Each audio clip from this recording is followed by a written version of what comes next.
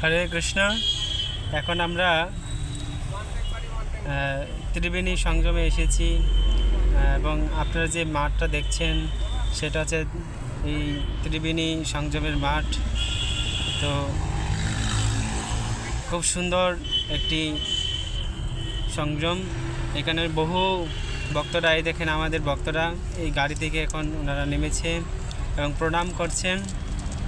তারপর সবাই মিলে আমরা এখন গঙ্গায় যাচ্ছি স্নান করার জন্য। তো আপনারা সবাই যে দর্শন করছেন আপনারা খুব ভাগ্যবান। তো এই জন্য বলছি এখানে বহু মহাত্মারা এসেছেন।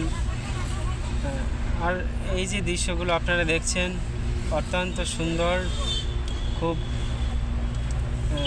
এটা হচ্ছেন ত্রিবেণী গঙ্গা, আর এই গঙ্গায় আমরা ভক্তরা স্নান করেছেন তারই ছবি।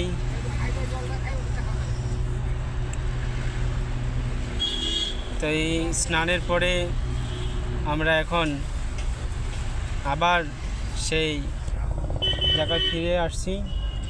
তো এখন আমরা যেটা দেখাচ্ছি আপনাদেরকে সেটা হচ্ছেন ত্রিবেণী যে সঙ্গম, যে তিনটা যে নদী রয়েছেন একত্রিত হয়েছেন সেই এই দৃশ্য। গঙ্গা, যমুনা এবং হচ্ছেন সরস্বতী, এই তিনজনই হচ্ছেন। তো গঙ্গা সাধারণত আমরা স্নান করে থাকি, কিন্তু এই তিনে এক হওয়ার সত্ত্বে সেটাকে বলা হয় ত্রিবেণী, অর্থাৎ তিনজন একসাথে কি হয়েছিল এই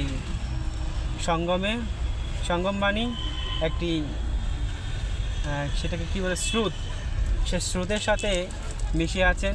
প্রথমেই রয়েছেন গঙ্গা, এর মধ্যভাগে রয়েছেন যমুনা, আর শেষে রয়েছেন সরস্বতী। এটা হচ্ছেন কুম্ভমেলার মাঠ, 144তম বছরের এই কুম্ভমেলা, মহাকুম্ভ সেটাকে বলা হয়।